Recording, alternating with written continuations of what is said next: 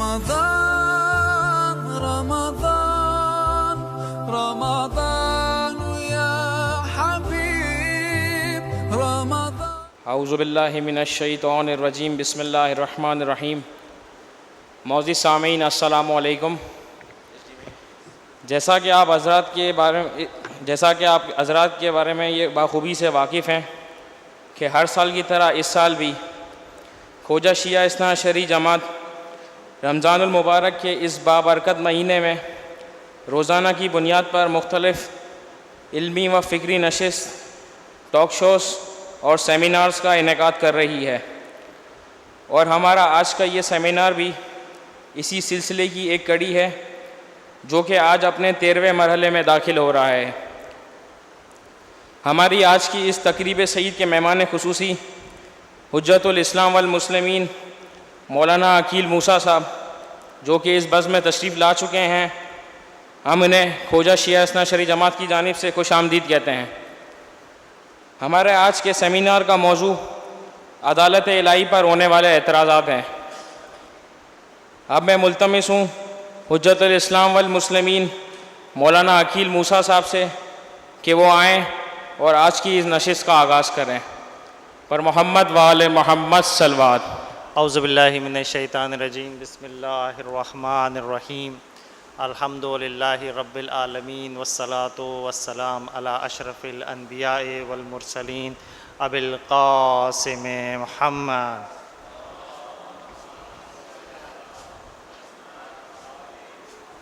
والصلاة والسلام علی اہل بیتہ الطیبین الطاہرین المعصومین الذین یذھب اللہ عنہم الرجس ویطہرہم تطہیرا. صلی علی محمد وعلی. بسم اللہ الرحمن الرحیم. آج ہماری گفتگو کا موضوع عدل الہی پر ہونے والے اعتراضات اور ان کا جوابات ہے. ہم اپنی گفتگو کا آغاز امیر المومنین علی ابن ابی طالب علیہ السلام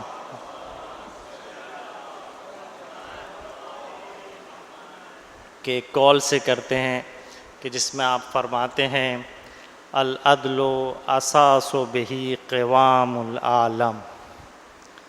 اللہ کا عدل پورے عالم کے قوام کی بنیاد ہے.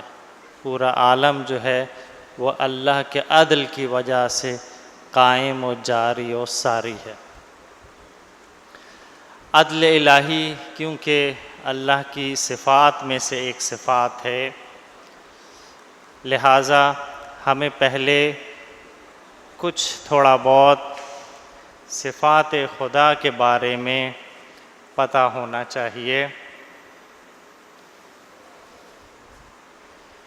اور اس کے بعد جو ہے وہ ہم اپنے اصل موضوع یعنی عدل الہی پر ہونے والے اعتراضات کے بارے میں گفتگو کو شروع کر سکتے ہیں. بس اس کا مطلب یہ ہے کہ ہماری ایک تھوڑی سی مقدماتی بحث ہوگی. ہم یہ جاننا چاہیں گے صفات خدا کیا ہوتی ہیں، عدل خدا عادل ہے سے کیا مراد ہے، اور پھر ہم آئیں گے ان کے اعتراضات اور اس کے جوابات. کیونکہ اگر کسی چیز کو پہلے سے بنیاد سے صحیح سے سمجھ لیا جائے تو تقریباً اس کے اعتراضات اور جوابات واضح ہونے لگتے ہیں. ایک صلوات پڑھیں محمد وآل محمد.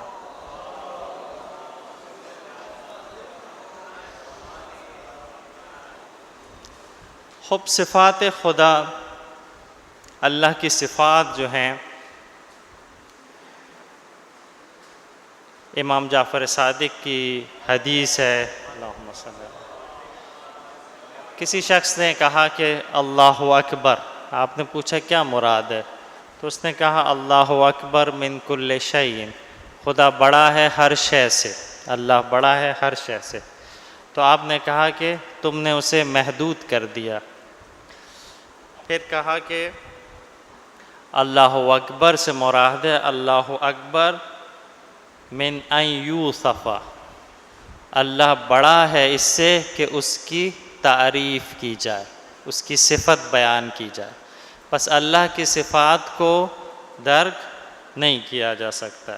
اسی طرح امام کاظم کی حدیث ہے کہ آپ فرماتے ہیں اللہ اس سے اعلیٰ و اجل ہے کہ اس کی صفت کی حقیقت تک پہنچا جائے، اس لیے اس کی صفت بیان کرو جیسے خود اس نے کی ہے، اور اس کے علاوہ بچو، اس کے علاوہ کچھ بیان کرنے سے پرہیز کرو۔ لہٰذا اس کے پہلے کہ یہ سلائیڈز جو ہیں وہ شروع ہو جائیں، اللہ کی صفات کے بارے میں 3 نظریات پائے جاتے ہیں، یہ ہمیں پتہ ہونا چاہیے۔ ایک نظریہ تعطیل ہے، کچھ لوگ کہتے ہیں اللہ کی صفت کا کچھ حصہ بھی ہم نہیں سمجھ سکتے، اصلا سمجھ ہی نہیں سکتے، یعنی 0%۔ خدا عادل ہے ہم بالکل بھی نہیں سمجھ سکتے، اس کو کہتے ہیں نظریہ تعطیل، جو کہ اشاعرہ کا نظریہ تھا۔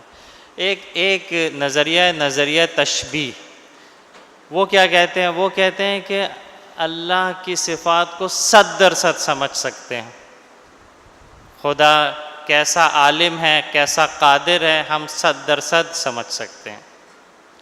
لیکن تیسرا نظریہ جو کہ اہل بیت کا نظریہ ہے، اس کو کہتے ہیں نظریہ نسبی، یعنی کسی حد تک اللہ کی صفات کو سمجھا جا سکتا ہے، بس نہ 0% نہ 100%، اس کے بیچ میں۔ اور یہ جو صفات ہیں، یہ ائمہ نے ہمیں بتایا ہے کہ کس طریقے سے اللہ کی صفات کو سمجھو۔ آپ لوگ ائمہ نے فرمایا ہے کہ مخلوقات کی صفات کے تمام عیوب کو اگر ختم کر دیا جائے تو اللہ کی صفات بن جاتی ہیں۔ مثلا ایک انسان عالم ہوتا ہے لیکن اس کا علم محدود ہوتا ہے، اللہ کا علم محدود نہیں ہے، اس کا علم کسی اور سے لیتا ہے، اللہ کسی اور سے نہیں لیتا، وہ علم بھول سکتا ہے، اللہ بھولتا نہیں ہے، اس علم میں نقص ہو سکتا ہے، غلطی ہو سکتی ہے، لیکن خدا کا علم حقیقت واقعت کے مطابق ہوتا ہے۔ بس ائمہ نے ہمیں یہ بتایا ہے کہ مخلوقات کی صفات کے تمام نقائص کو ہٹا دیں تو اللہ کی صفت کو کسی حد تک سمجھا جا سکتا ہے۔ پس معرفت صفات خدا کی صفات کی معرفت جو ہے سلبی ہے، نہ کہ ثبوتی۔ وہ کیا ہے ہم نہیں سمجھ سکتے، اللہ کیسا عادل ہے ہماری عقل اس محدود ہے، اس میں نہیں آ سکتا۔ وہ کیا نہیں ہے یہ بیان کر سکتے ہیں، کیا نہیں، تمام نقائص سے مبرہ ہے یہ کہہ سکتے ہیں۔ اور یہ معرفت قلبی ہے، شہودی ہے، دل کی معرفت ہے، نہ کہ معرفت حصولی اور عقلی۔ اب جو ہے کچھ تھوڑی سی بنیادی ہم چیزیں سمجھ لیں کہ خدا کے عدل کا معنی کیا ہے اور اس کی اقسام کیا ہیں، اس کی اہمیت کیا ہے، اور پھر ہم اعتراضات پر آ جائیں گے۔ عدل کے معنی کیا ہے؟ ظلم نہ کرنا، زیادتی نہ کرنا، زبردستی نہ کرنا، یہ عدل ہے، ٹھیک ہے؟ یعنی عدل مخالف ظلم ہے، جہاں ظلم ہوگا وہاں عدل نہیں ہوگا، ٹھیک ہے؟ انسانوں کے لیے جب ہم بات کرتے ہیں کہ فلاں شخص بہت عدالت پسند ہے، عادل ہے، اس کے مراد کیا ہوتی ہے؟ وہ کہتے ہیں کہ کسی کو اس کا جائز حق ادا کرنے والے کو عادل کہتے ہیں۔ عدل کیا ہے؟ کسی کو اس کا حق دے دینا، یہ عدل ہے۔ لیکن یہ انسانوں کے لیے ہے، اللہ کے لیے نہیں ہو سکتا۔ کیوں؟ اللہ پر کسی کا حق ہی نہیں ہے۔ ایک بچے جو ہیں اپنے والدین سے کہہ سکتے ہیں ہمارا حق ہے آپ پر، والدین کہہ سکتے ہیں بچوں کے ہمارا حق ہے تم پر، لیکن کوئی مخلوق، کیونکہ خدا نے عدم سے وجود دیا ہے، لہٰذا کوئی بھی یہ ہستی نہیں کہہ سکتی کہ اس کا حق بنتا ہے اللہ پر۔ اللہ پر کسی کا حق نہیں ہے۔ بس یہ تعریف عدل کی اللہ کے لیے فٹ نہیں ہے. بس اللہ عادل ہے، اس کی کیا تعریف ہے؟ اس کی تعریف یہ ہے کہ کسی شے کو اس کے مناسب مقام پر رکھنا عدل ہے. خدا نے ہر شے کو اس کا جائز، اس کا مناسب مقام عطا کیا ہے. سورج کو جہاں پر ہونا چاہیے تھا وہاں رکھا ہے، چاند کو جہاں پر ہونا چاہیے تھا، زمین کو جہاں پر ہونا چاہیے تھا. کائنات کی ہر شے کو اس کے مناسب مقام پر رکھنا عدل الہی ہے. بس ایک انسان بھی عادل ہو سکتا ہے اور اللہ بھی عادل ہے، لیکن انسان کے عادل ہونے کا مطلب یہ ہے کہ وہ جس کا حق بنتا ہے وہ حق ادا کرے تو کہیں گے وہ عادل ہے. لیکن اللہ کے عادل ہونے کا مطلب یہ ہے کہ اللہ نے ہر شے کو اس کے جائز مناسب مقام پر رکھا ہے. یہاں سے ہمیں عدل کے، اللہ کے عادل ہونے کے معنی پتہ چل گئے. اب دوسرا سوال یہ ہے کہ اللہ کا مناسب مقام دینے سے کیا مراد ہے؟ اللہ جب ہم کہتے ہیں اللہ عادل ہے، اس کے 3 معنی ہوتے ہیں. اللہ عادل ہے یعنی خلق کرنے میں عادل ہے. اللہ عادل ہے یعنی دین و شریعت جو اس نے بھیجی ہے وہ عدالت کے مطابق ہے. اور اللہ عادل ہے کا مطلب ہے کہ قیامت والے دن خدا عدل سے کام لے گا اور جزا و سزا میں کسی کو ذرہ برابر جو ہے عمل کی جزا ملے گی اور ذرہ برابر گناہ کا اس کو عذاب ملے گا. بس جب ہم کہتے ہیں کہ خدا عادل ہے، 3 چیزوں میں خدا عادل ہے.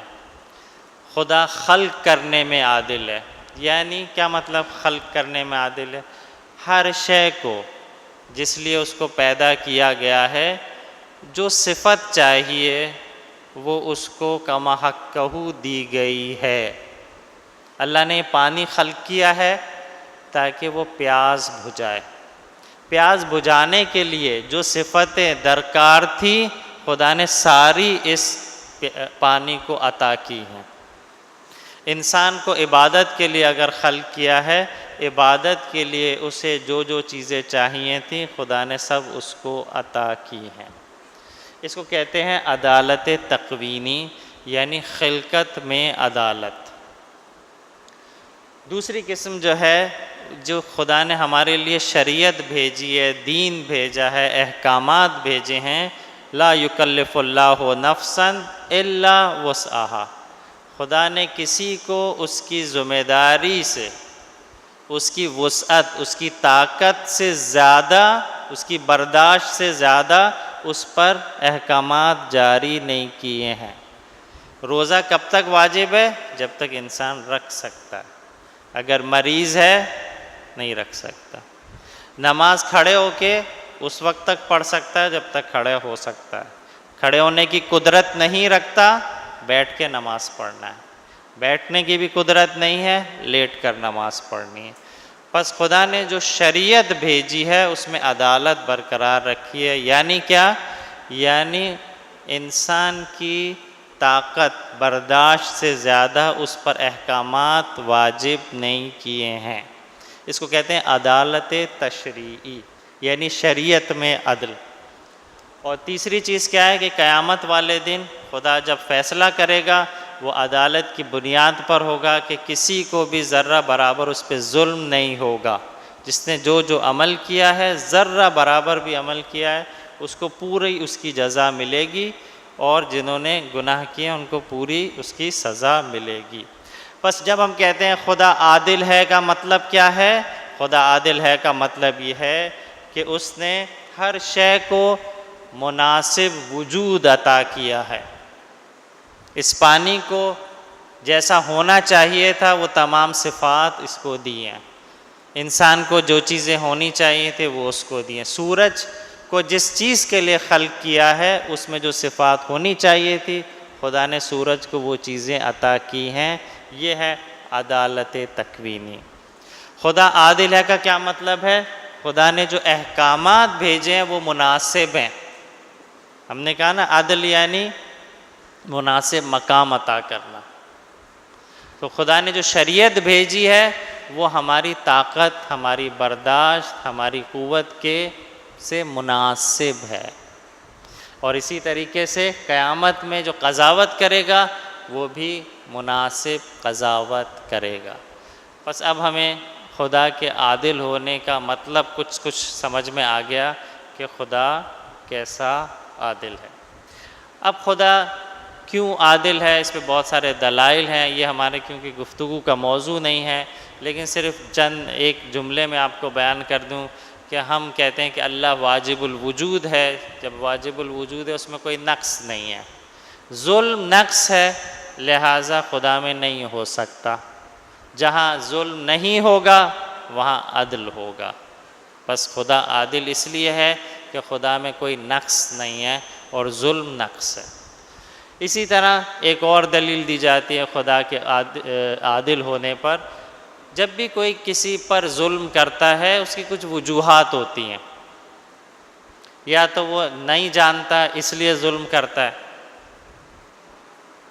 نہ جاننے کی وجہ سے ظلم کرتا ہے، یا کسی مجبوری کی بنا پر ظلم کرتا ہے، یا اپنی خواہش پوری کرنے کے لیے کسی پر زبردستی زیادتی کرتا ہے، یا لغو ایسے ہی بس اس کا دل چاہ رہا ہے اور بغیر کسی وجہ کے ایسے ہی کسی پر زیادتی کرتا ہے. یہ تمام وجوہات خدا میں نہیں پائی جاتی. خدا کا علم لامحدود ہے، لہٰذا خدا کسی پہ ظلم نہیں کر سکتا کیونکہ جہالت خدا میں نہیں ہے. ضرورت خدا جو ہے وہ تمام ضروریات سے ماورا ہے، قادر مطلق ہے. اس کو وہ کسی سے مجبور نہیں ہوتا، پوری کائنات اس کی مجبور ہے، لہٰذا مجبوری کی وجہ سے بھی وہ ظلم نہیں کر سکتا. خواہشات انسان کا وتیرہ ہے، انسان اس چیز سے اللہ اس چیز سے ماورا ہے. پس ظلم کی جتنی بھی وجوہات آپ اینلسٹ کریں گے اللہ اس سے پاک ہے، منزہ ہے، لہٰذا کوئی وجہ نہیں ہوتی کہ اللہ کسی پر ظلم کرے. اس کا مطلب ہے کہ خدا عادل ہے. یہ خدا کے عادل ہونے کے دلائل ہیں، اور بھی بہت سارے دلائل ہیں. یہ کیونکہ ہمارا موضوع نہیں ہے، صرف میں آپ کو تیار کر رہا ہوں یہ مقدمات بیان کر کے کہ آپ کو سمجھ میں آ جائے عدل ہے کیا، تو پھر اس پر ہونے والے اعتراضات کو بہتر طور پر آپ جواب دے سکیں گے. اب ایک اور گفتگو ہے کہ عدل الہی کو کیوں عقائد میں شامل کیا گیا ہے. یہ بھی ایک بہت طولانی بحث ہے، لیکن اس میں کئی سارے نکات ہیں. صرف میں ایک تاریخی پس منظر بیان کر دوں کہ پہلے خلیفہ ثالث کے دور سے ایک فرقہ شروع ہوا جس کو کہتے ہیں اشاعرہ، اور وہ آگے چل کر پھر جو ہے بنو امیہ کے دور میں جو ہے وہ یہ نظریات جبر و اختیار کے اور دیگر حسن و قبح شرعی کے یہ جو نظریات ہیں وہ بہت زیادہ عام ہو گئے. اور پھر یہ بحث چھیڑ دی گئی کہ خدا جو کر دے وہ صحیح ہے. اگر خدا یزید کو، کیونکہ جبر کے قائل تھے، کہتے ہیں یہ ہم نے خلیفہ نہیں بنایا، جو کچھ ہو رہا ہے سب خدا کی وجہ سے ہو رہا ہے. یزید کو بھی اللہ نے خلیفہ بنایا. اللہ کچھ بھی کر سکتا ہے، وہ اللہ جو کر دے وہ صحیح ہوتا ہے، وہ عدل ہوتا ہے. تو اس پر ہمارے ائمہ نے جو ہے وہ عدل الہی پر گفتگو کی، اور یہاں تک کہ عدل جو ہے وہ پہچان بن گیا ہمارے اہل بیت کا، اور کہا گیا التوحید والعدل علویان. علویوں کی پہچان کیا ہے؟ توحید اور عدل. والتشبیہ والجبر امویان. اور جیسے جو میں نے پچھلا نظریہ بیان کیا تشبیہ کا، اگر آپ لوگ دیکھ سکیں یہ نظریہ تشبیہ کہ سب کچھ ہم جان سکتے ہیں اللہ کے بارے میں، یہ اور جبر، التشبیہ والجبر امویان، بنو امیہ کی پہچان جو ہے وہ جبر کا عقیدہ ہے اور تشبیہ کا نظریہ ہے۔ تو عدل اتنی اہم گفتگو ہے کہ وہ ہماری ائمہ کی پہچان بن گیا۔ اب ہم آتے ہیں اپنے اصل موضوع کی طرف کہ خدا عادل ہے، خدا کسی پہ ذرہ برابر بھی ظلم نہیں کرتا، لیکن ہمارے ذہن میں بہت سارے سوالات آتے ہیں کہ جس کے جوابات ہمیں نہیں ملتے۔ بظاہر ایسا لگتا ہے کہ یہ تو ظلم ہو گیا، یہ تو زیادتی ہو گئی۔ تو میں نے آپ کے سامنے یہ جو 3 اقسام بیان کی گئی تھی عدل کی، خدا کے عادل ہونے کا مطلب یہ ہے کہ خدا خلقت میں عدالت کرتا ہے، خدا جو شریعت بھیجتا ہے وہ عدل کے مطابق ہے، اور خدا قیامت والے دن جو فیصلے کرے گا وہ عدل کے مطابق ہوگا۔ ان تینوں پہ کچھ سوالات آتے ہیں، کچھ اعتراضات آتے ہیں، ان کو میں نے آپ کے سامنے پیش کیا ہے، اور انشاءاللہ کچھ آج بیان کریں گے اور باقی جو ہیں کل کی گفتگو میں اس کو کمپلیٹ کریں گے۔ خوب عدالت تکوینی میں پہلا جو اعتراض ہے وہ ہے خلقت میں اختلاف۔ ہم دیکھتے ہیں کہ بعض بچے اپاہج پیدا ہوتے ہیں، ریٹارڈڈ پیدا ہوتے ہیں، اصلاً ان کے زندہ رہنے کا کوئی فائدہ سمجھ میں نہیں آتا، ایسا لگتا ہے کہ خدا انہیں موت دے دیتا شاید بہتر ہوتا، اتنی تکلیف میں رہتے ہیں، والدین اتنی تکلیف میں، ریٹارڈڈ بچے جو پیدا ہوتے ہیں، اصلاً وہ ان کا دماغ جو ہے وہ گرو نہیں کرتا ہے اور جسم گرو کرتا ہے، وہ بستر پر ہی ہوتے ہیں۔ تو کیا یہ ظلم نہیں ہے؟ کیوں خدا نے اس کو ایسی زندگی دی ہے؟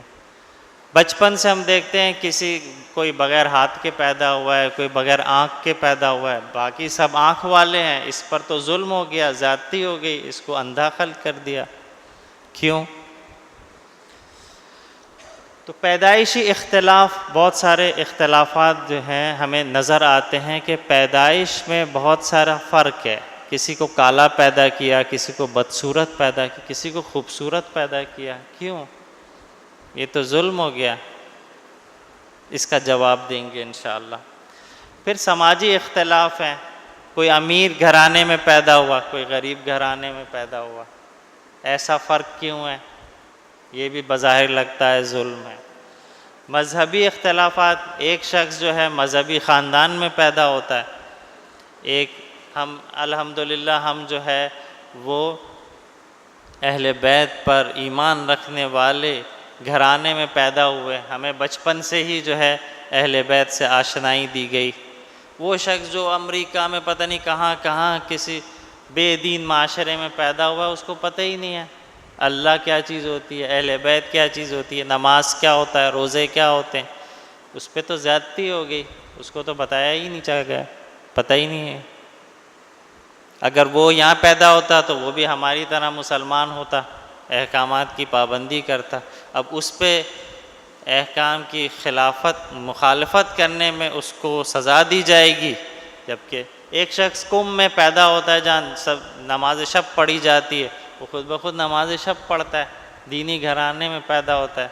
ایک شخص جو ہے بے دین گھرانے میں پیدا ہوتا ہے، بظاہر ایسا لگتا ہے کہ یہ ظلم ہے۔ دوسرا جو اعتراض ہے وہ ہے مصائب اور مشکلات۔ یہ مشکلات جو ہیں ایک دفعہ فردی ہوتے ہیں، انڈیویجول ہوتے ہیں، ایک دفعہ اجتماعی مصائب اور مشکلات ہوتی ہیں۔ فردی مشکلات کیا ہے؟ کسی پہ بہت بڑی مصیبت آتی ہے، کسی گھر میں جوان موت ہو جاتی ہے، اس سے وہ دکھ برداشت نہیں ہوتا، خدا نے کیوں یہ دکھ دیا ہے؟ نہیں دیتا، قادر مطلق ہے، نہیں دیتا۔ کسی کو ایسی بیماری دیتا ہے کہ وہ اس سے برداشت نہیں ہوتی، خدا بیماریاں خلق نہ کرتا، ہمیں بیماریاں نہ دیتا، ہم سکون میں رہتے۔ حادثات، واقعات، خصوصاً مومنین کے لیے ہم دیکھتے ہیں جتنا ہم دین سے نزدیک ہوتے ہیں مصائب اور مشکلات زیادہ ہوتی ہیں. جو بے دین ہیں ان کا کاروبار بھی اچھا چل رہا ہے، ان کو کوئی مشکل بھی نہیں ہوتی. ساری مصائب مشکلات ایسا لگتا ہے کس کے لیے ہیں؟ جو مومنین ہیں، ایمان والے ہیں. ایسا کیوں ہے؟ کسی کی قسمت اچھی ہوتی ہے، کسی کی قسمت بری ہوتی ہے. یہ خدا نے قسمتیں کیوں خلق کری؟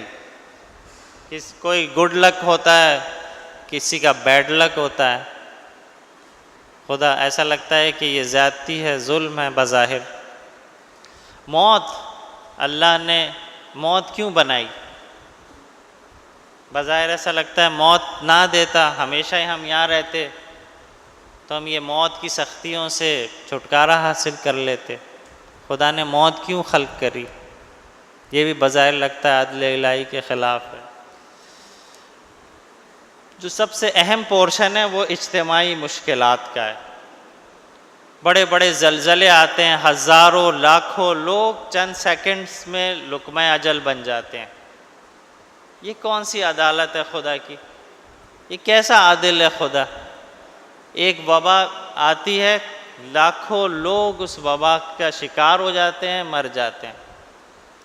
زلزلے، سیلاب، یہ جتنی آسمانی جو آفات ہیں، بظاہر لگتا ہے اس میں نیک لوگ بھی ہیں، نماز پڑھنے والے بھی ہیں، متقی پرہیزگار بھی ہیں، گناہ گار بھی ہیں. یہ کیوں ہے؟ خدا نہیں کرتا ایسا. پھر ہمیں قرآن میں بہت سارے واقعات ملتے ہیں کہ اجتماعی عذاب نازل ہوتا ہے کئی سارے قوموں پر. پوری قوموں پر اللہ کا عذاب نازل ہوا. قوم لوط پر اللہ کا عذاب نازل ہوا، قوم نوح پر اللہ کا عذاب نازل ہوا. اس میں اچھے لوگ بھی تھے، بھلے کم تھے، لیکن ان اچھے لوگوں پہ تو ظلم و زیادتی ہو گئی. کیوں خدا ایسے عذاب بھیجتا ہے کہ پوری قوم ایک ساتھ صفحہ ہستی سے مٹ جاتی ہے؟ اس کا کیا فلسفہ ہے؟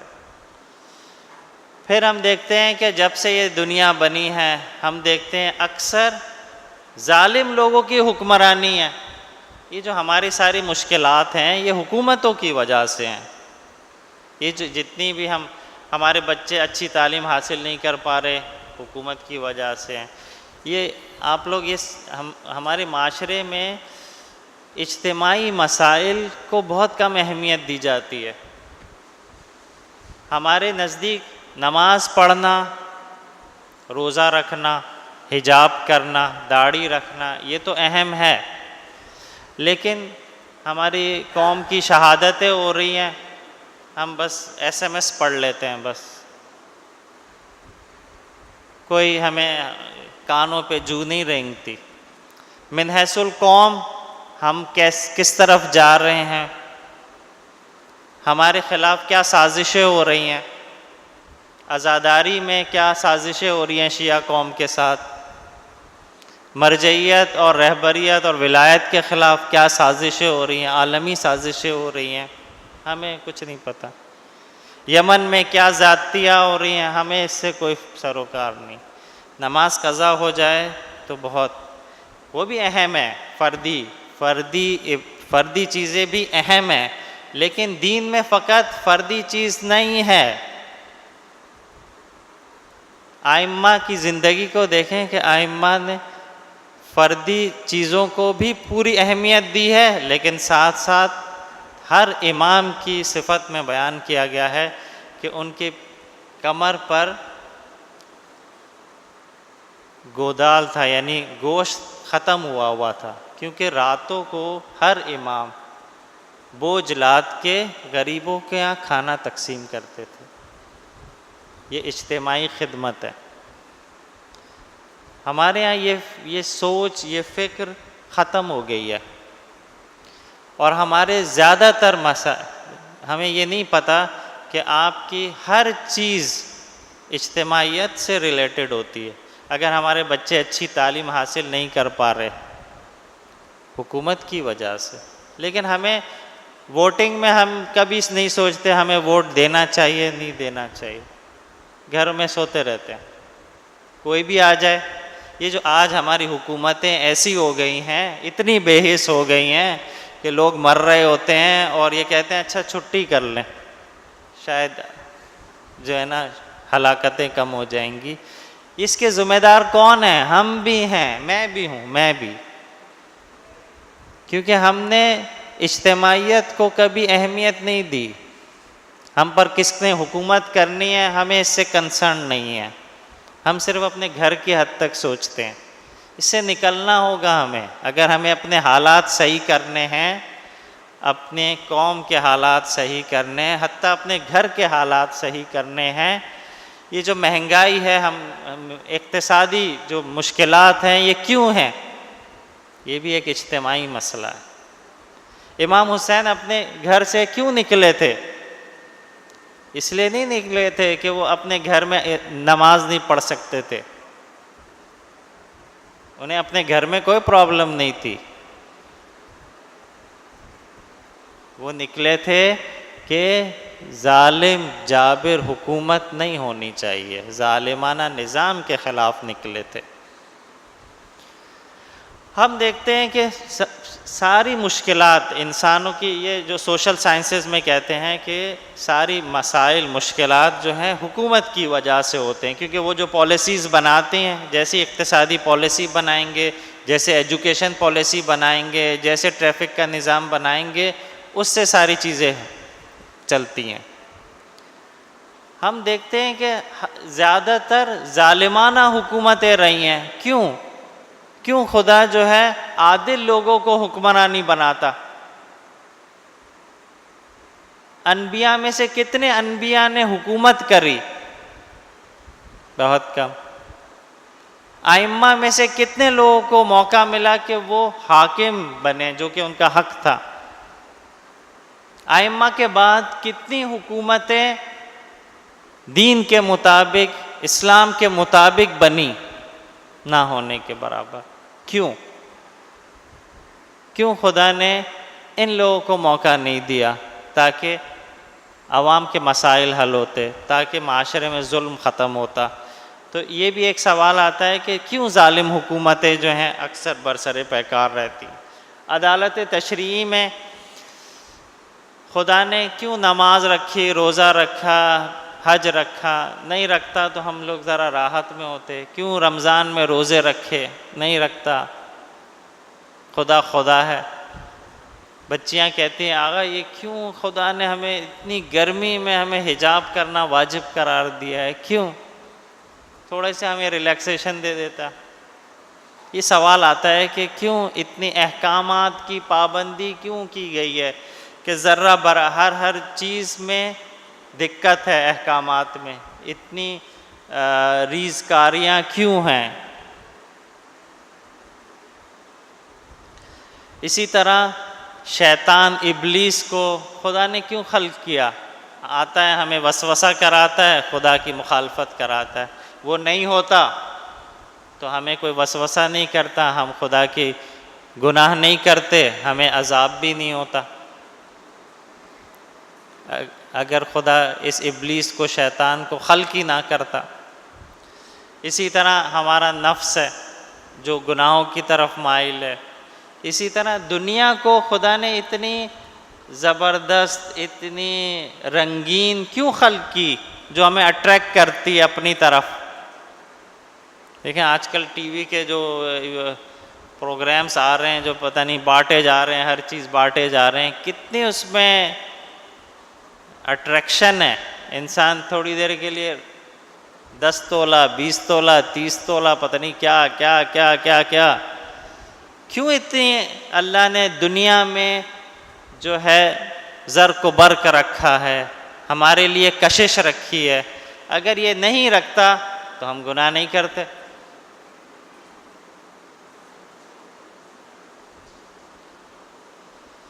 اور پھر آخر میں عدالت جزائی، قیامت والے دن ہمارا عقیدہ ہے شفاعت کا، کہ اہل بیت ہماری شفاعت کرائیں گے۔ یہ شفاعت تو سورس لگانا ہے، سورس تو صحیح نہیں ہے، عدالت نہیں ہے۔ ہم ایک کرائٹیریا دیتے ہیں اپنے اسکول میں داخلے کا، کچھ لوگ سورس لگا کر جو ہے اپنے بچوں کا داخلہ کرا لیتے ہیں. یہ تو ظلم ہے، یہ تو زیادتی ہے. تو عدالت، اگر خدا ہم کہتے قیامت والے دن عدل کرے گا تو شفاعت تو نہیں ہونی چاہیے. شفاعت تو جو ہے سورس لگانا ہے. اعمال انجام دیے نہیں ہیں لیکن بس کسی کا ہاتھ پکڑ کے چلے جائیں گے تو جنت میں داخل ہو جائیں گے. یہ عدل کے خلاف ہے. ایک شخص نے پوری زندگی عمل کرتا رہا، کوئی گناہ نہیں کیا، اتنی صعوبتیں سہیں، وہ بھی جنت میں جائے گا. ایک شخص نے نمازیں بھی نہیں پڑھیں، دین کی بھی مخالفت کرتا رہا، بس حسین حسین کرتا رہا، قیامت والے دن امام حسین اس کو جنت کا دروازے سے رد کرا دیں گے. یہ تو زیادتی ہے، یہ تو عدالت نہ ہوئی. اس کا بھی جواب دیں گے. اسی طرح خلود، یہاں پر ہم تھوڑی دیر کے لیے چھوٹا سا عمل انجام دیتے ہیں، قیامت میں اس کی جزا ہمیشہ ہمیشہ کے لیے ہوگی. یہ کیسے؟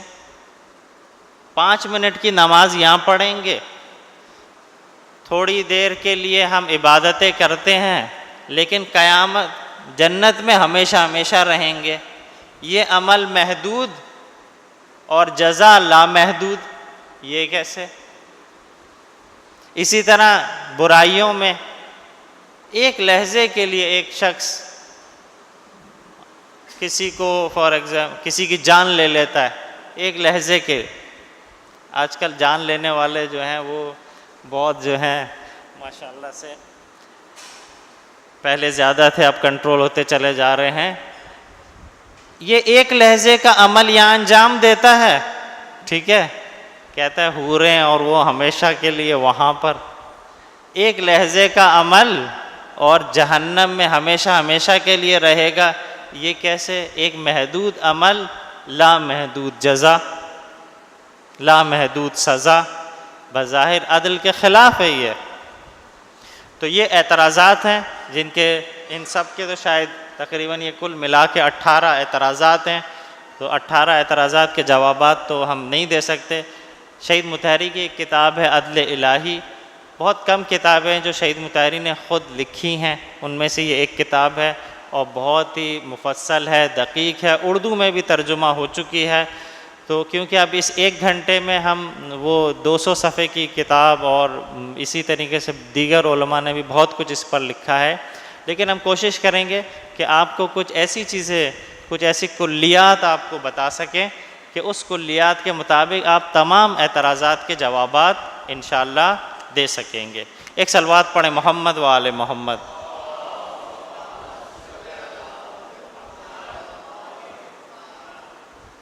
ان تمام اعتراضات کے ایک ایک جوابات دینے سے پہلے ہم چند کلیات آپ کو بیان کرنا چاہتے ہیں کہ ان کلیات کی روشنی میں آپ کو بہت آسانی سے ان کے جوابات انشاءاللہ سمجھ میں آ سکتے ہیں.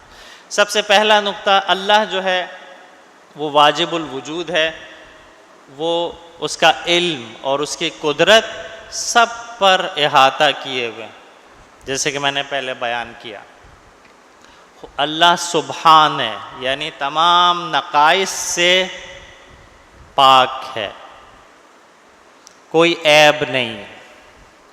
اور جب اللہ کے علم اور قدرت لامحدود ہے اور خدا تمام عیب سے پاک ہے، ظلم عیب ہے، پس اللہ کسی پر ظلم نہیں کر سکتا. یہ پہلے بھی میں بیان کر چکا ہوں.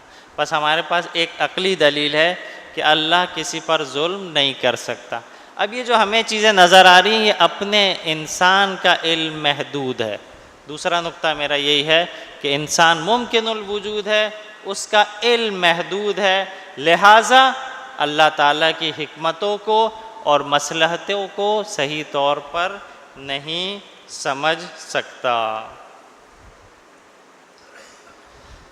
تو اب جو ہمیں جو اعتراضات نظر آ رہے ہیں بظاہر وہ ہمارے محدود علم کی وجہ سے ہیں. سورہ بقرہ میں وہ جو سجدہ کرنے والا جو واقعہ ہے، خدا نے کہا کہ فرشتوں کو کہ آدم کو سجدہ کرو. فرشتوں نے کہا کہ یہ تو زمین پہ فسق و فجور کرے گا. اللہ نے کہا کہ میں جو جانتا ہوں وہ تم نہیں جانتے. پھر آدم کو وہ اسما سکھائے اور پھر ملائکہ سے فرشتوں سے کہا وہ اسما ذرا تم بتاؤ.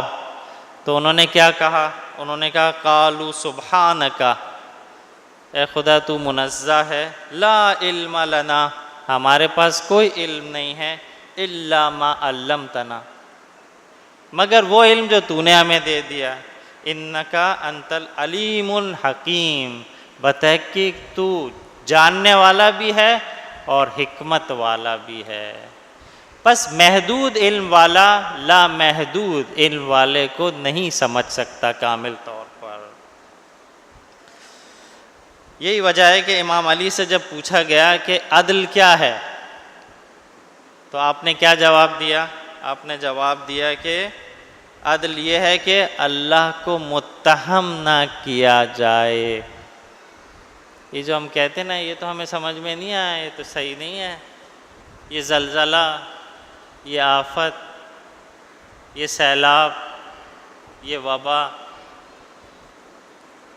تو امام فرما رہے ہیں عدل یہ ہے کہ اللہ پر تہمت نہ لگائی جائے، اللہ کو متہم نہ کیا جائے. تیسرا نقطہ ہمیں دنیا کے بارے میں، دنیا کون سی جگہ ہے اس کے بارے میں ہمارا تصور صحیح ہونا چاہیے، تب ہمیں اعتراضات کے جوابات سمجھ میں آئیں گے. دنیا عارضی ہے، دنیا جو ہے وہ دار الفنا ہے، دار البقا نہیں ہے. ہم نے یہ سمجھ لیا ہے دنیا جو ہے ہمیشہ رہنے والی جگہ ہے، اس لیے ہمیں اعتراض ہوتا ہے.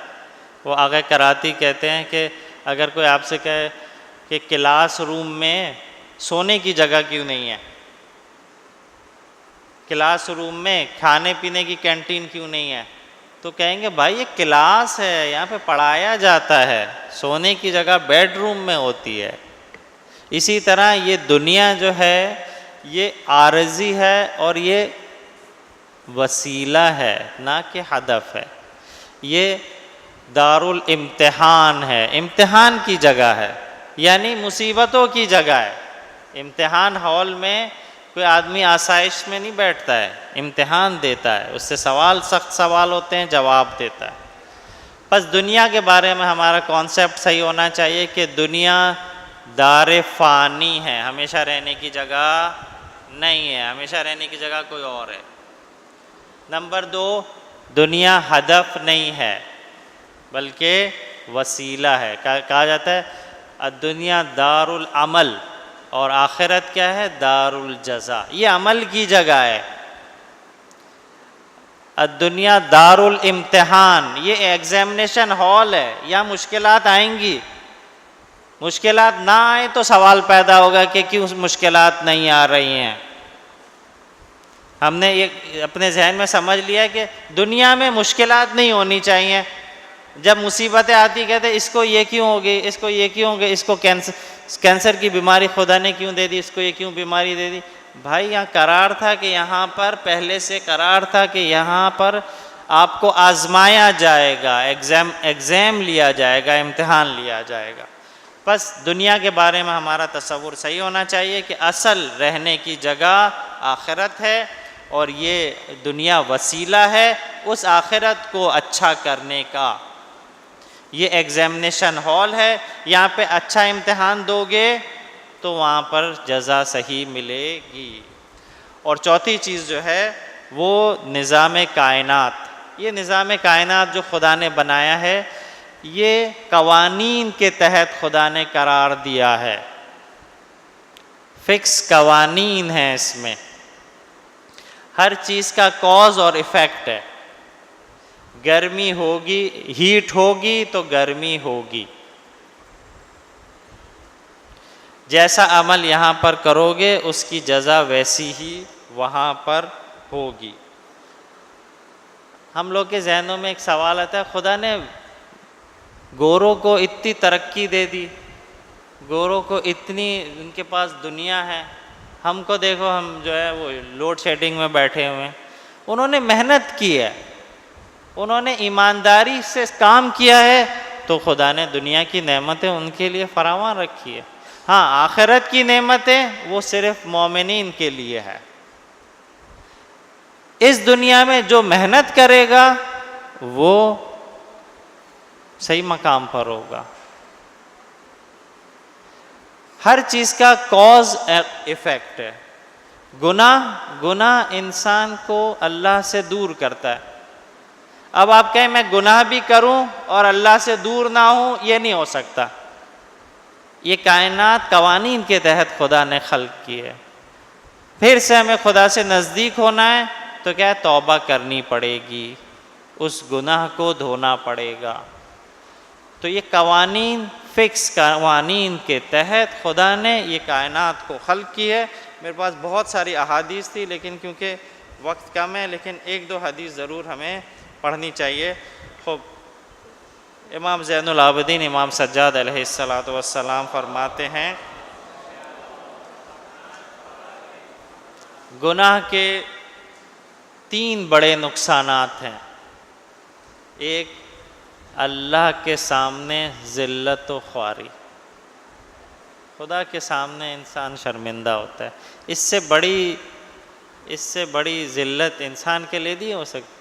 لوگوں کے سامنے ذلیل ہو جائے کوئی بات نہیں، اللہ کی بارگاہ میں ذلیل ہو جائے بہت بڑی بات ہے۔ دوسرا نقصان، خدا کے قرب سے دوری، اللہ سے دور ہو جاتا ہے، گناہ گار اللہ سے دور ہو جاتا ہے۔ اور تیسری، اس کا قلب مردہ ہو جاتا ہے، اس کی روح مردہ ہو جاتی۔ اب ہم کہیں کہ نہیں ہم تو مومن ہیں، ٹھیک ہے، بس مومن ہیں تو ہم اگر گناہ کریں ہمارے قلب پہ کچھ نہیں ہوگا، ایسا نہیں ہو سکتا۔ گناہ کرو گے قلب ضرور کسی حد تک مردہ ہوگا۔ اسی طرح نیک اعمال کے ایفیکٹس ہیں۔ حدیث ہے رسول خدا صلی اللہ علیہ وآلہ وسلم کی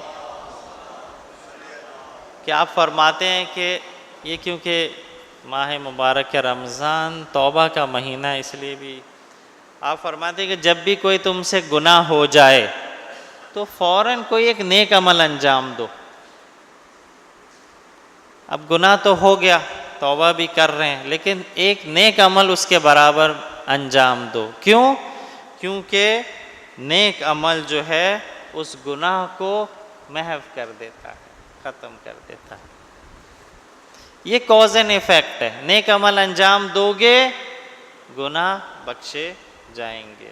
اسی طرح توبہ، حدیث میں ہے، بہت ہی بہترین حدیث ہے کہ اور یہ ماہ توبہ اور استغفار ہے، ماہ رمضان۔ حدیث میں ہے کہ توبہ کرنے والے کو خدا 3 ایسی خصلتیں عطا کرتا ہے کہ ان میں سے اگر ایک بھی عالم پورے زمین اور آسمان والوں کی نجات کے لیے کافی ہے۔ ایک خصلت بھی، توبہ کا کتنا بڑا مقام ہے توبہ کرنے والے کا۔ حدیث فرما رہی ہے کہ توبہ کرنے والے کو 3 ایسی خدا خصلتیں، 3 ایسی صفات عطا کرتا ہے کہ اگر ان میں سے ایک بھی ہو تو تمام زمین اور آسمان والوں کی نجات کے لیے کافی ہے۔ وہ 3 خصلتیں کیا ہیں؟ نمبر 1، وہ اللہ کا محب ہوتا ہے۔ اللہ کا محب یعنی اللہ اس کو چاہنے لگتا ہے، اس سے بڑا مقام کوئی نہیں ہے۔ دوسری خصلت، عذاب الہی سے محفوظ ہو جاتا ہے، اس سے بڑی نعمت کوئی نہیں ہے۔ اور تیسری، ملائکہ فرشتگان اس کے لیے استغفار کرتے ہیں، توبہ کرنے والے۔ یہ مہینہ ماہ توبہ ہے۔ اس مہینے کی راتوں کو چاہے 5 منٹ، چاہے 1 لحظے کے لیے اپنے گناہوں کو یاد کریں، اور اس مہینے میں خدا کہہ رہا ہے کوئی ہے اپنے گناہ بخشوانے والا؟ جنت کے دروازے کھلے ہوئے، رحمت کے دروازے کھلے ہوئے. خدا وہ آسمان والے زمین والوں سے کہہ رہے ہیں ہے کوئی حاجت طلب کرنے والا، ہے کوئی اپنے گناہوں کو بخشوانے والا. خطبہ شعبانیہ میں کہا گیا بدبخت ہے وہ شخص، شقی ہے وہ شخص جو اس مہینے میں بھی اپنے گناہوں کو نہ بخشوا سکے. تو یہ تمام چیزیں جو ہیں وہ کاز اینڈ ایفیکٹ کے تحت یہ کائنات چلتی ہے، اور اسی کے مطابق آخری چیز جو ہمیں اعتراضات کے جوابات دینے سے پہلے پتہ ہونی چاہیے، مقصد خلقت انسان، انسان کے کو کیوں پیدا کیا گیا ہے. یہ جتنی بھی میں نے چیزیں لکھی ہیں ہر ایک پر قرآن کی آیات ہے، لیکن کیونکہ اتنا ٹائم نہیں ہے، صرف آپ اس کو سلائیڈ کو سمجھ لیں. اللہ نے اس دنیا میں ہم کو امتحان، آزمائش کے لیے بھیجا ہے. میں پہلے بھی وہ حدیث امام علی کی بیان کر چکا ہوں کہ ملائکہ کو فقط عقل دی گئی، حیوانات کو نفس اور خواہشات دی گئی، انسان کو عقل بھی دی گئی اور خواہشات بھی دی گئی، اور اس کو امتحان کے لیے اس دنیا میں بھیجا گیا ہے. اب جو لوگ عقل کے مطابق کام کریں گے وہ عبادت کریں گے، اور جو لوگ خواہشات کے مطابق کام کریں گے وہ گناہ کریں گے. بس خدا نے انسان کو امتحان کے لیے پیدا کیا گیا ہے. امتحان میں یا وہ کامیاب ہوگا یا ناکام ہوگا. اگر کامیاب ہوگا تو عبادت کے تھرو کامیاب ہوگا، عبادت کے ذریعے اسے معرفت حاصل ہوگی. یہ معرفت شہودی ہوگی، قلبی، دل کی معرفت ہوگی. اس معرفت سے اسے اللہ کی خاص رحمت حاصل ہوگی. یہ تمام آیات ہیں جو جس کو میں نے خلاصہ کیا ہے. اس سے وہ خدا سے ملاقات کر سکے گا. اللہ سے جب ملاقات کر سکے گا تو اللہ کا قرب اس کو حاصل ہوگا، اور اللہ کے قرب کا مطلب یہ ہے کہ اس کی روح جو ہے الہی صفات کی حامل ہوگی. بس یہ جو ہمیں کہا جاتا ہے کہ انسان کو کیوں پیدا کیا گیا ہے، عبادت کے لیے پیدا کیا گیا ہے. انسان کو کیوں پیدا کیا گیا؟ تاکہ اس کو آزمایا جائے. انسان کو کیوں پیدا کیا گیا ہے؟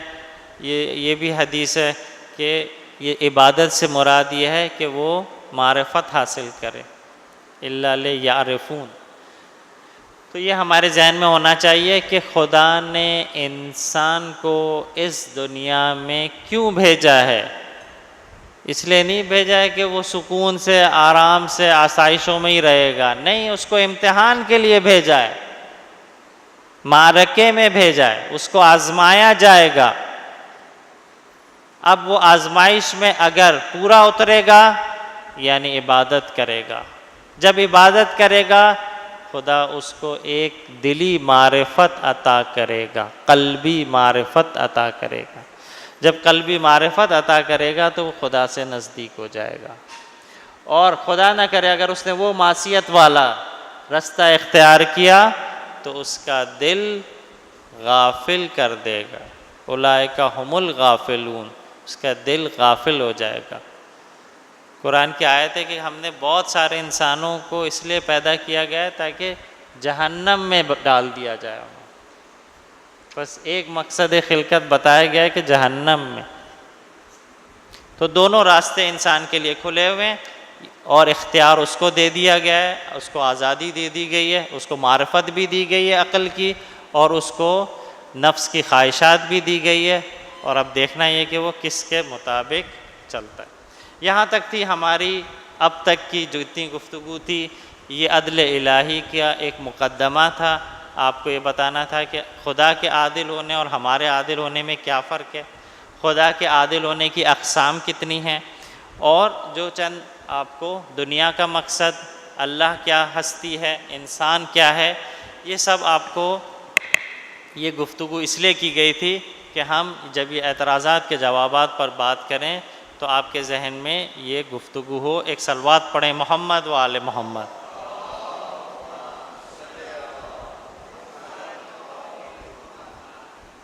کائنات کے اختلاف میں جو پہلا اعتراض تھا وہ تھا خلقت میں اختلاف.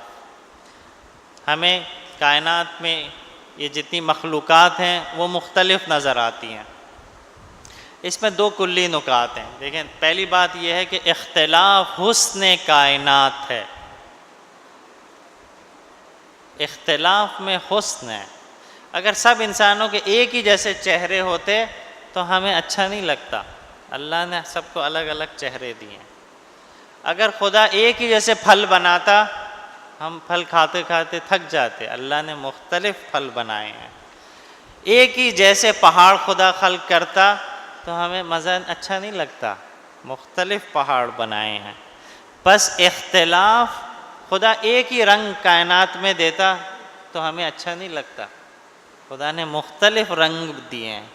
بس اختلاف، خود اختلاف جو ہے وہ مطلوب ہے، وہ اچھی ہے، اچھا ہے. دوسرا نقطہ، نقص سے کمال کی پہچان ہوتی ہے. جب تک ہمارے پاس کمی کا احساس نہ ہو تو ہمیں نعمت کا پتہ نہیں چلتا ہے. جب تک ہمارا ہاتھ کام کر رہے ہوتے ہیں ہمیں پتہ نہیں ہوتا یہ کتنی بڑی نعمت ہے. ایک انگلی میں اگر کوئی زخم آ جائے، یہ ایک انگلی کام نہیں کرتی، تب پتہ لگتا ہے یہ ایک انگلی کتنی اہم تھی. کوئی کام ہی نہیں کر پا رہے ہم اس. تو جب نعمت نہیں ہوتی ہے، کمی ہوتی ہے، تب جو ہے ہمیں پتہ لگتا ہے کہ وہ نعمت کیا تھی. جب تک ہم بے ادب لوگوں سے نہ ملے ہوں تو ہمیں با ادب لوگوں کی نعمت کا اندازہ نہیں ہوتا. جب تک نقص نہیں آتا کمال کے بارے میں ہمیں پتہ نہیں چلتا. لیکن یہاں پر ایک سوال ہے، اور وہ سوال یہ ہے کہ ٹھیک ہے اختلاف حسن کائنات ہے، صحیح، اختلاف سے ہمیں کمال اور نقص کا پتہ چلتا ہے. نقص ہوتا ہے تو ہمیں کمال کا پتہ چلتا ہے. لیکن اس ناقص شے کا کیا قصور ہے؟ اس کا کیا قصور ہے؟ اس کو کیوں وہ نعمت نہیں دی گئی جو وہ کامل شے کو دی گئی؟ تو ان کا سوال جو ہے ہم ایک ایک کر انشاءاللہ آپ کی خدمت میں عرض کریں گے. سب سے پہلا جو نقطہ ہے وہ ناقص الخلقت بچوں کے بارے میں، جو کہ بہت سوال ہوتا ہے اور زیادہ ذہن میں بھی آتا ہے. یہ جو پیدائشی طور پر بچے ریٹارڈڈ پیدا ہوتے ہیں، ہمیں دیکھ کے ہوتا ہے خدا شاید اس کو موت دے دیتا تو شاید بہتر ہوتا. کیوں زندہ رکھا ہوا خدا نے؟ بچپن سے کچھ لوگوں کو خدا جو ہے بغیر ہاتھ کے، بغیر پیر کے پیدا کرتا ہے. بچپن سے کچھ بچوں کو نابینا پیدا کرتا ہے. کیوں خدا نے نابینا پیدا کیا؟ کیوں یہ نعمت دوسروں کو دی، اس کو نہیں دی؟ یہ تو ظلم ہے، زیادتی ہے یہ. بس اعتراض کیا ہے کہ انہیں کیوں پیدا کیا گیا اور ان کا قصور کیا ہے؟ اس کا جواب کیا ہے؟ اس کا جواب یہ ہے کہ یہ جو پیدائشی طور پر ناقص بچے پیدا ہوتے ہیں یہ دو طرح کے ہیں. ایک وہ جو مکلف ہیں، یعنی جو اتنی سمجھ رکھتے ہیں کہ ان پر تکلیف ہے، واجب حرام ان پر ہے. وہ بچے کہ جو بغیر ہاتھ کے پیدا ہوئے ہیں لیکن نابینا پیدا ہوئے ہیں، وہ بچے کہ جو بغیر پیروں کے پیدا ہوئے ہیں لیکن ان پر تکلیف ہے، یعنی وہ ان سے سوال جواب ہوگا شریعت کا، حلال حرام کا سوال ہوگا. لیکن کچھ بچے جو مکلف ہی نہیں ہیں، جن کی ذہن ہی گرو نہیں کیا، ٹھیک ہے، ان کو ہوش ہی نہیں ہے. بہت سارے بچے جو ہیں وہ ریٹارڈڈ ہوتے ہیں، ان پہ تکلیف ہی نہیں ہے. جو بچے مکلف ہیں اس کا جواب کیا ہے؟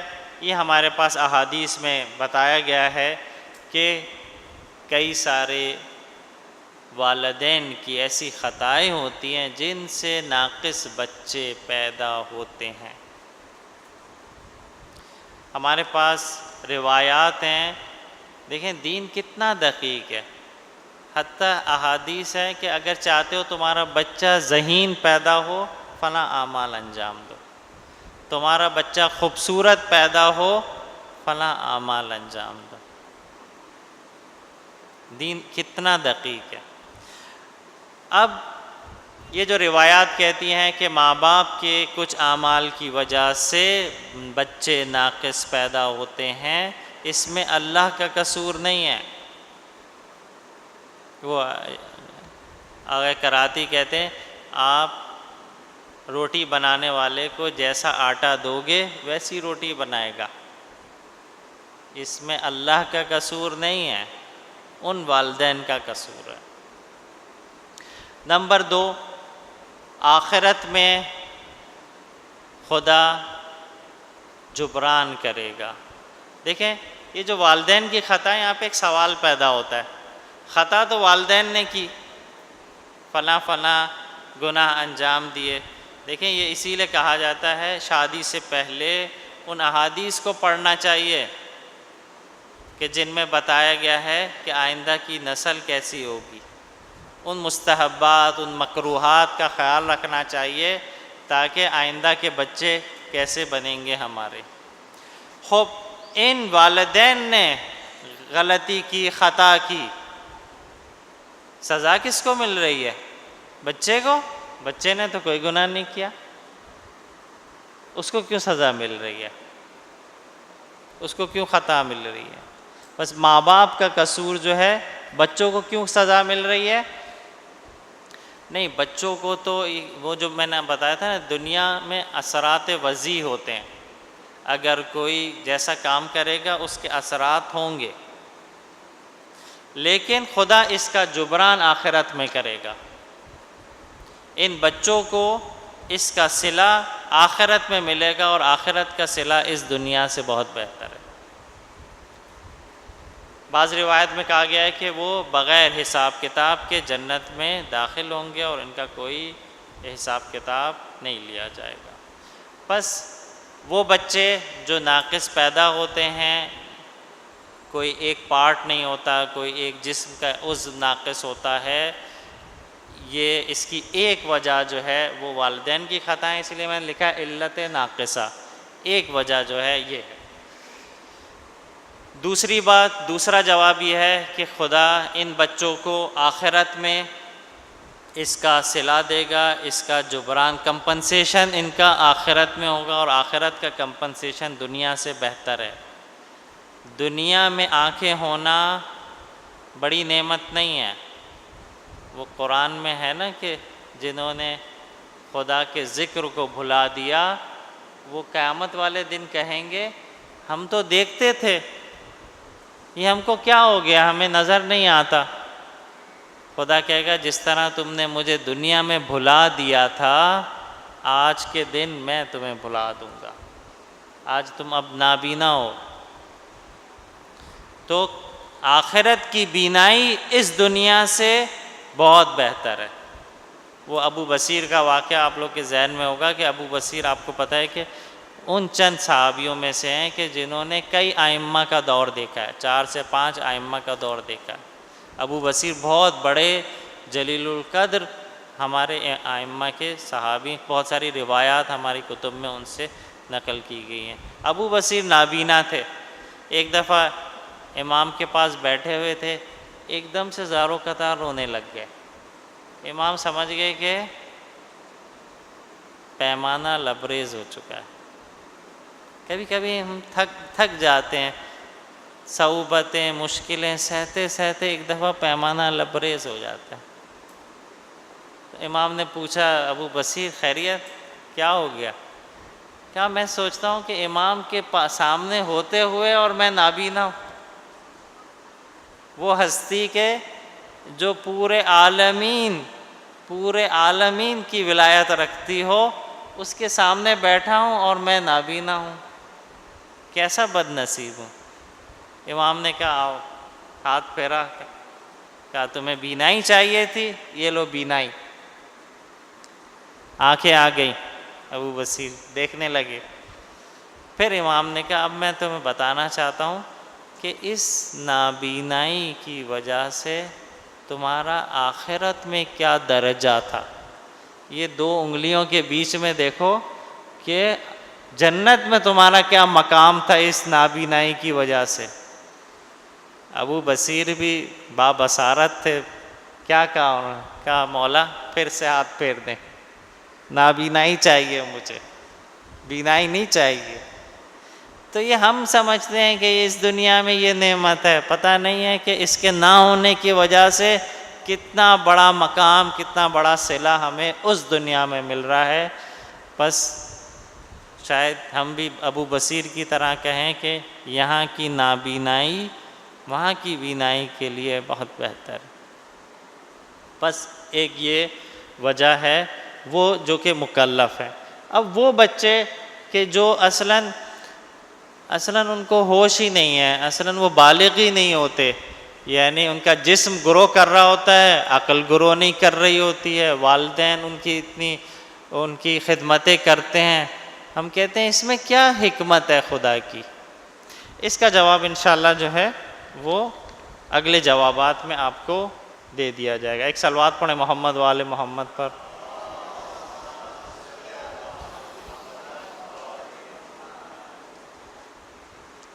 دوسرا اختلاف جو ہے وہ ہے پیدائشی اختلاف، یعنی کسی کو خوبصورت بناتا ہے، کسی کو بدصورت بناتا ہے، کسی کو ذہین بناتا ہے، کسی کو کند ذہن بناتا ہے، کسی کو قوی الجسم بناتا ہے، مضبوط جسم دیتا ہے، کسی کو نحیف جسم دیتا ہے، وہ بیماری ہوتا رہتا ہے۔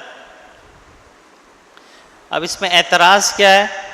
جو لوگ ذہین ہوتے ہیں وہ زیادہ تعلیم یافتہ ہوتے ہیں، جب تعلیم یافتہ زیادہ ہوتے ہیں ان کو اچھی جگہ پہ جاب ملتی ہے، جب اچھی جگہ پہ جاب ملتی ہے تو ان کی زندگی اچھی ہوتی ہے۔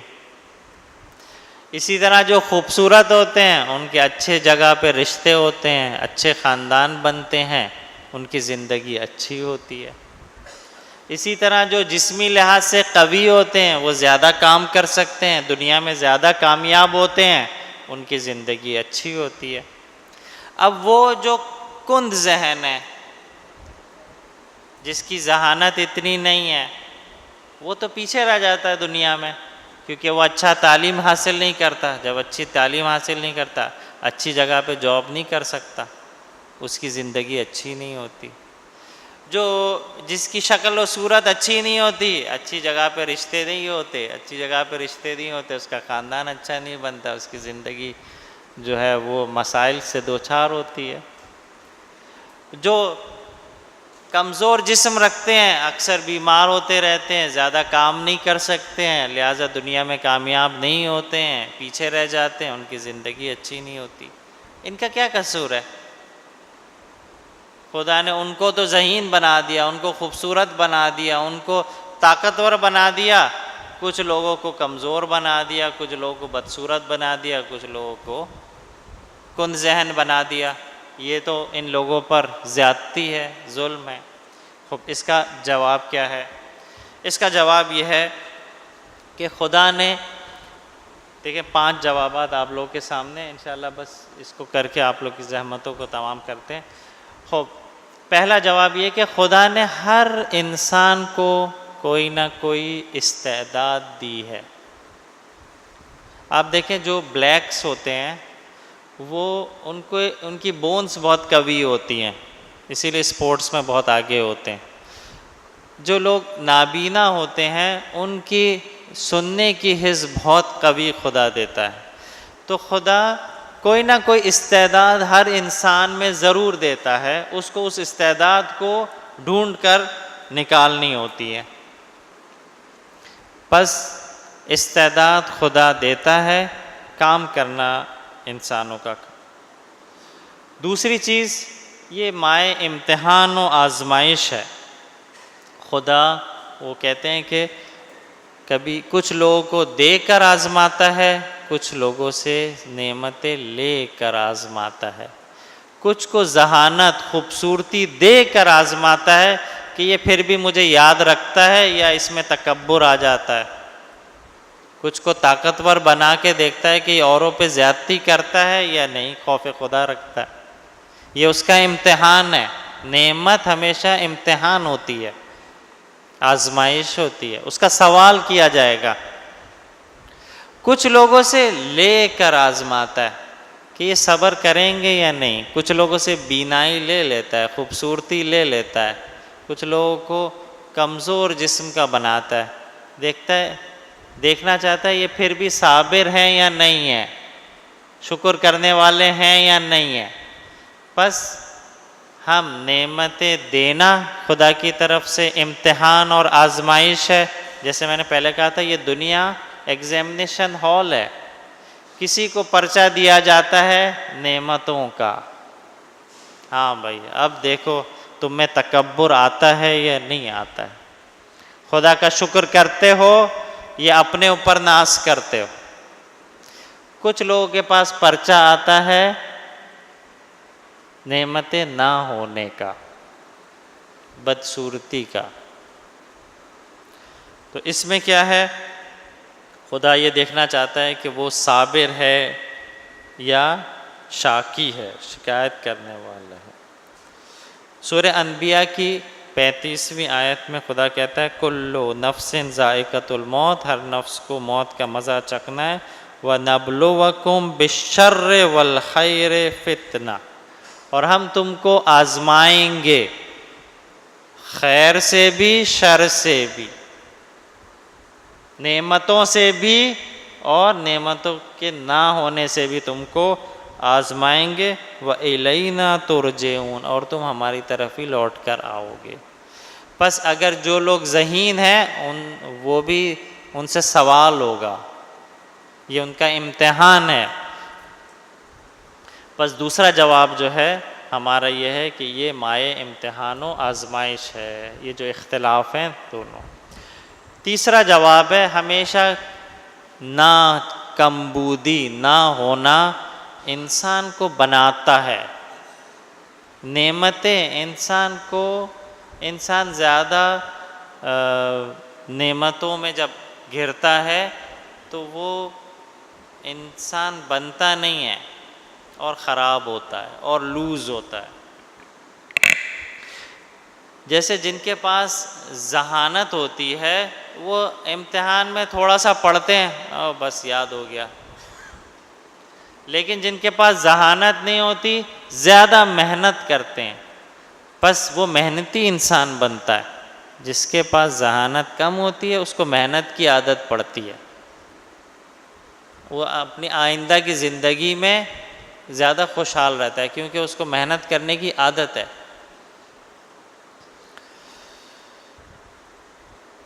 جس طریقے سے لوہا جو ہے بھٹی میں کندن بنتا ہے, سختیاں انسان ساز ہوتی ہیں, انسانوں کو بناتی ہیں. ایک شخص کے پاس اگر خوبصورتی نہیں ہے تو وہ اپنے آپ کو منوانے کے لیے زیادہ محنت کرتا ہے, زیادہ قابل بنتا ہے. تو یہ جو چیزیں ہمارے پاس نہیں ہوتی یہ انسانوں کو بناتی ہیں نہ کہ بگاڑتی ہیں. زیادہ نعمتیں انسان کو بگاڑ دیتی ہیں. بس تیسرا جواب ہے کہ یہ انسان ساز ہے. چوتھا, یہ کچھ نعمتیں ہوتی ہیں آشکارا ظاہر, کچھ نعمتیں خفیہ ہوتی ہیں, پوشیدہ چھپی ہوئی نعمت ہوتی ہے. یہ کند ذہنی چھپی ہوئی نعمت ہے, کمزور جسم چھپی ہوئی نعمت ہے. کیا مطلب ہے؟ نعمتوں کی اپنی آفات ہوتی ہیں, اپنی مصیبتیں ہوتی ہیں. جو لوگ زیادہ خوبصورت ہوتے ہیں زیادہ ان میں فخر آ جاتا ہے, ان میں زیادہ تکبر آ جاتا ہے. بس انسان اس تکبر اور اس سے بچا رہتا ہے. قوی جسم والے ہوتے ہیں وہ لوگوں پر زیادہ جلدی ظلم کرتے ہیں, کمزور جسم والا ظلم نہیں کرتا. یہ بھی ایک نعمت ہے. نعمتوں کا سوال جب وہاں پر ہوگا تب ہمیں پتہ لگے گا کہ نعمت نہ ہونا کتنی بڑی نعمت تھی. ایک ایک چیز کا سوال ہوگا. وہ بہلول کا واقعہ آپ نے سنا ہے نا کہ وہ ایک توا گرم تھا, انہوں نے کہا بھائی تم اپنی نعمتیں بیان کرو.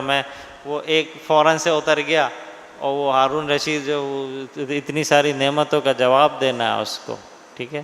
تو جب نعمتوں کا سوال ہوگا تو ہم کہیں گے شاید نعمتیں نہیں ہوتی تو زیادہ بہتر تھا.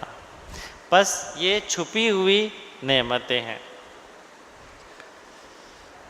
کیونکہ ہر نعمت ایک امتحان بھی ہوتی ہے، آزمائش بھی ہوتی ہے، ہر نعمت کا سوال کیا جاتا ہے۔ اور پانچواں اور آخری جواب جو ہے وہ یہ ہے کہ جن لوگوں کو اس دنیا میں کم چیزیں ملی ہیں، ان کی پیدائشی طور پر ان میں کم صلاحیتیں ہیں، خدا اس جہان میں اس کو کمپنسیٹ کرے گا اور اپنی عدالت کو ثابت کرے گا۔ لہٰذا خلاصہ نتیجہ کیا ہوا؟ انسان کو ہر حال میں شکر کرنا چاہیے۔ اگر اس کے پاس صلاحیتیں ہیں تو ان صلاحیتوں کا شکر ادا کرنا چاہیے اور اللہ کی راہ میں ان صلاحیتوں کو ڈالنا چاہیے، اور اگر کچھ چیزیں اس کے پاس نہیں ہیں تو بھی شکر کرنا چاہیے کہ خدا تو نے اگر اس میں اگر تو راضی ہے تو اس میں میں بھی راضی ہوں۔ وہ حضرت موسیٰ کا واقعہ آپ لوگوں نے سنا ہوگا کہ ایک دفعہ حضرت موسیٰ نے اللہ سے کہا کہ خدا تو وہ چیز بتا جس سے تو راضی ہو جائے، خوش ہو جائے۔ خدا نے کہا نہیں بتا سکتا۔ موسیٰ نے کہا کیوں نہیں بتا؟ کہا چھوڑو تم نہیں کر سکتے۔ موسیٰ نے کہا میں اللہ کا نبی، میں نہیں کر سکتا۔ بہت توبہ کرتے ہیں، استغفار کرتے ہیں، پھر دوبارہ سے خدا کی بارگاہ میں جاتے ہیں، کہتے ہیں خدا میں تو تیرا نبی ہوں، میں انشاءاللہ اس کو پورا کروں گا، مجھے وہ چیز بتا جس سے تو خوش ہو جاتا ہے، تو راضی ہو جاتا ہے۔ تو پھر خدا نے بتایا کہ وہ کس سے راضی ہوتا ہے۔ تو خدا فرماتا ہے ان الرضائی، میری رضا، میری خوشی اس میں ہے کہ تو میری خوشی میں خوش ہو جائے، میری خوشی میں خوش ہو جائے۔ اگر خدا نے ایسا ہمیں بنایا ہے تو ہم اسی میں خوش ہیں۔ اگر خدا نے جو ہے ہمیں کن ذہن رکھا ہے، ہمیں جو ہے وہ اچھی صورت نہیں دی ہے، اگر خدا اس میں راضی ہے تو ہم بھی اس میں راضی ہیں۔ خدا کی رضا میں راضی ہو جانا سب سے بڑا جو ہے وہ رضا ہے۔ بس دو چیزیں رہ گئی، انشاءاللہ 5 منٹ میں اس کو تمام کریں گے۔ تیسرا جو اختلاف ہے وہ ہے سماجی اختلاف، معاشرے کا اختلاف۔ کچھ لوگوں کو امیر پیدا کیا، کچھ کو غریب پیدا کیا، کچھ کو پڑھے لکھے پیدا کیا، کچھ کو ان پڑھ پیدا کیا۔ کچھ ملک ہوتے ہیں جہاں پہ پیٹرول نکلتا ہے، نفت خیز ہوتے ہیں، نعمتیں نکلتی ہیں وہاں سے۔ کچھ ملک ہوتے ہیں بیابان، بنجر، یہ زیادتی نہیں ہے، وہاں کے لوگ ہمیشہ پسماندہ رہتے ہیں۔ کچھ ممالک جو ہیں وہ پیش رفتہ ممالک ہیں، کچھ لوگ وہاں پیدا ہوتے ہیں تو وہ اچھے ہی زندگی گزارتے ہیں۔ کچھ لوگ جو ہے پسماندہ ممالک میں پیدا ہوتے ہیں، وہ ہمیشہ پیچھے رہتے ہیں۔ یہ کیا ظلم نہیں ہے؟ اس کا جواب یہ ہے کہ یہ جو اختلاف ہے امیری غریبی کا، اور یہ جو پیش رفتہ اور پسماندہ کا اختلاف ہے، یہ دو طرح کے ہیں۔ ایک دفعہ اس کی وجہ انسان خود ہے، ایک دفعہ اس کی وجہ اللہ ہے۔ یہ امیری غریبی کا اختلاف اگر حکومتیں صحیح کام نہ کریں تو غربت پھیلے گی، اس میں خدا کا قصور نہیں ہے، انسان کا قصور ہے۔ وہ غریب کیوں نکلتے نہیں ہیں اپنے حق کے لیے؟ کیوں ووٹ نہیں ڈالتے اپنے صحیح لوگوں کو، تاکہ صحیح لوگ آئیں ان کے معاشرے میں، تاکہ ان کے حقوق کے لیے لڑ سکیں۔ ووٹنگ والے دن ہم سوتے رہتے ہیں، پھر کہتے ہیں یہ حکومتیں ہم پر اتنے ظلم کرتی ہیں، ہمارے لوگوں کو شہید کرتی ہیں، ہمارے لوگوں کو مارتی ہیں۔ اس میں ہمارا خود اپنا بھی قصور ہے۔ بس کچھ امیری غریبی، کچھ یہ جو فرق ہیں یہ خود مین انڈیوزڈ ہیں، انسان کے بنائے ہوئے۔ جو لوگ محنت نہیں کرتے، کاہلی دکھاتے ہیں، جو قومیں کاہلی دکھاتی ہیں وہ پیچھے رہ جاتی ہیں۔ ویسٹ کے لوگ صبح سے شام تک محنت کرتے ہیں تو خدا نے ان کو نعمتیں، وہ امیر بنیں گے۔ دو لوگوں کی دکان ایک ساتھ ہوتی ہے، ایک اپنے ٹائم پر کھولتا ہے، دیر تک دکان پہ رہتا ہے، محنت کرتا ہے تو اس کی دکان زیادہ چلے گی، وہ امیر بن جائے گا۔ جو دکان ہی وقت پہ نہیں کھولتا ہے، اکثر چھٹیاں کرتا ہے، اس کی دکان بند رہے گی۔ اس میں خدا کا قصور نہیں ہے. بہت ساری امیری غریبی کا فرق، پڑھے لکھے ان پڑھ کا فرق مین انڈیوزڈ ہے، انسانوں کی وجہ سے. لیکن اصل جو چیز ہے وہ اختلاف جو کہ اللہ کی وجہ سے. کچھ ملکوں میں زمین سے ایسی نعمتیں نکلتی ہیں کہ وہ امیر ملک بن جاتے ہیں. وہاں پہ پیٹرول نکلتا ہے، وہ امیر بن جاتے ہیں. کچھ ملک جو ہے بیابان، بلوچستان کی طرح بیابان ہوتا ہے. بلوچستان میں بھی البتہ بہت سارے جو ہیں وہ ریسورسز ہیں. خلاصہ یہ کہ اس میں تو انسان کا ہاتھ نہیں ہے نا، اس میں تو قدرت کا ہاتھ ہے. کچھ جیسے بعض جگہ کچھ پھل کچھ ممالک میں ایسے بنتے ہیں کہ وہ ایکسپورٹ ہوتے ہیں دوسرے ملک میں. وہ پاکستان کی کاٹن ایسی ہے جو دنیا میں کہیں نہیں ہوتی، اس لیے پاکستان کی کاٹن جو ہے وہ ایکسپورٹ ہوتی ہے. یہ الہی ہے. خوب اس کا کیا جواب ہے؟ یہ بھی آزمائش ہے. وہی جو ہم نے ایک کلی بات کری ہے، کسی کو خدا نے نعمتیں دے کر آزمایا ہے. ان ملکوں کو جہاں سے پیٹرول نکلتا ہے ان کو دے کر آزمایا ہے کہ تم مسلمانوں کے حقوق کے لیے کام کرتے ہو یا یہی پیٹرول کے پیسے مسلمانوں کو قتل کے لیے استعمال کرتے ہو، گلے ذبح کرنے کے لیے پیسہ استعمال کرتے ہو. یہ ان کا امتحان ہے، آزمائش ہے. یمن کے مسلمانوں پہ ظلم کرتے ہو یعنی ان کے حق کے لیے کھڑے ہوتے ہو. یہ ان ملکوں کا امتحان ہے، آزمائش ہے. اسی طرح جہاں پر نعمتیں نہیں ہیں وہاں پہ ان کا یہ امتحان ہے کہ آیا وہ اس میں اللہ کا شکر کرتے ہیں یا نہیں کرتے ہیں. اس کے بعد آخری ہمارا نقطہ رہ گیا اور بس آپ لوگ کی زحمتوں کو تمام. ایک ہے مذہبی اختلاف.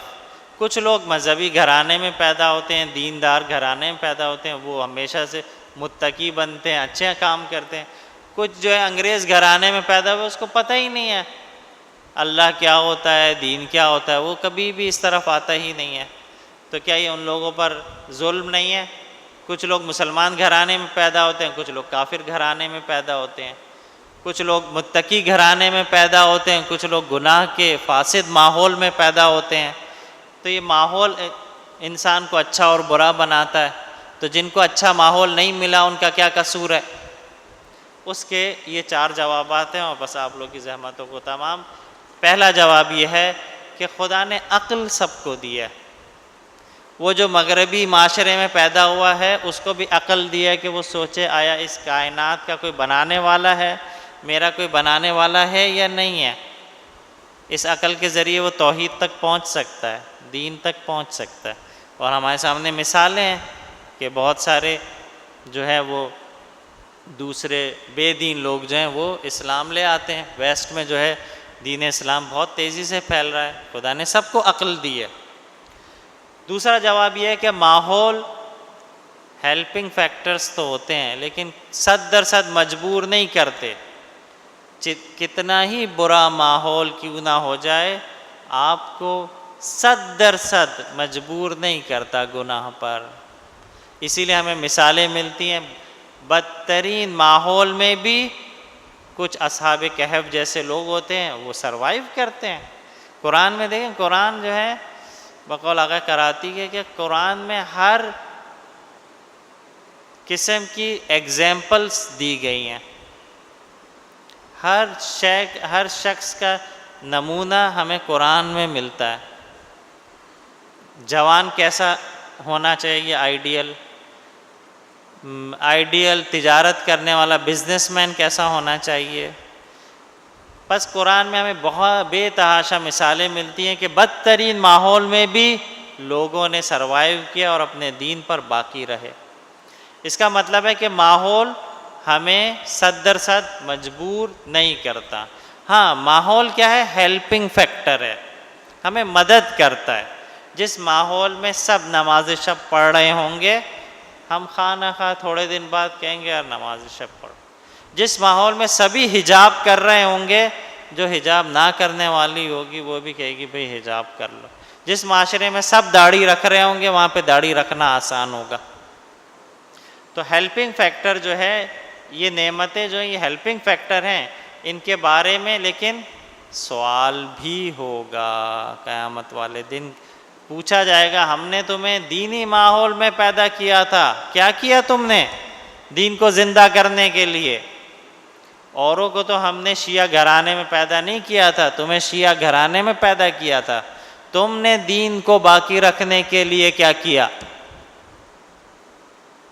جو سوال اس کرسچن سے نہیں ہوگا، ہم سے ہوگا، کیونکہ ہمیں یہ نعمت دین، نعمت اسلام دی گئی ہے. اور آخری نقطہ یہ ہے کہ جنہوں نے ان نعمتوں کے نہ ہونے کے باوجود اچھا عمل انجام دیا، اس کا اجر ان لوگوں سے زیادہ ہوگا. دیکھیں، ایک شخص قم میں نماز شب پڑھتا ہے، ایک شخص کراچی میں نماز شب پڑھتا ہے، ایک شخص اس ویسٹ کے ماحول میں بھی نماز شب پڑھتا ہے. تینوں کو ایک جیسا ثواب ملے گا؟ نہیں.